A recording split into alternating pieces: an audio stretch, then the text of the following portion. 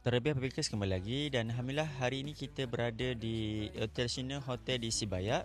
Jalan kami nak menuju ke Danau Toba dan kita berehat seketika di hotel ini dan kami dapat harga sekitar dalam RM100 dan kita booking melalui trip.com yang mana kalau kita check in terus direct ke kaunter harga sekitar dalam RM200 lebih dan kami dapat ni melalui trip.com sangat harga berpatutan.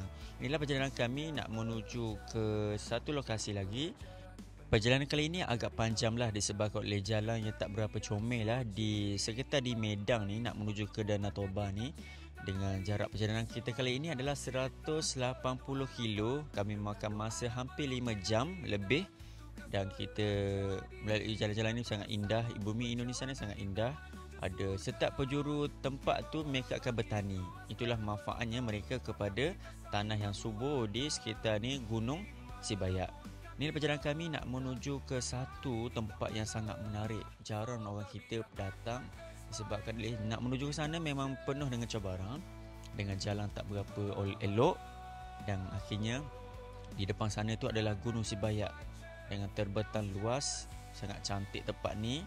Gunung Sibayak dah 3 kali meletus pada tahun 2010, 2013 dan 2015 mereka meletus dan disebabkan meletus ni masyarakat di Kustad ni telah dipindahkan.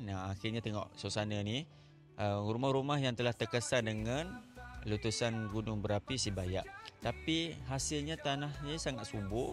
Setiap penjuru ni mereka bertani dan kita melalui jalan-jalan ini kita boleh lihat masyarakat di sini, orang Batak ni, dan kita akan sampai ke satu destinasi dan kami akan tunjuk memang tempat ni cantik, iaitu Kolam Abadi yang sangat indah. Terima kasih kerana setia bersama kami, Tarbiah Backpackers.